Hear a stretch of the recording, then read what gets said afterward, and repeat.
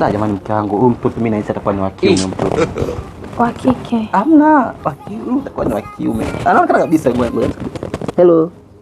Hello. Hamna, huyu ni wa kiume bwana. Kinga mcheza yani. Huyu ni wa kiume huyu. Wa kike kweli. Unakataa? Wa kike. Endapo tunatambia kiume.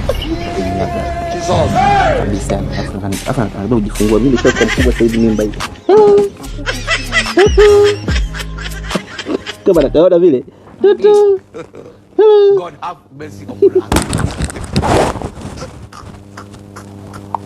Nini? Nantania? Unasema sio nini? Ngoja tuone. Toa. Wangu. Sisi puto hili. Nikufyatue? Hebu toa hapa. Nikufyatue.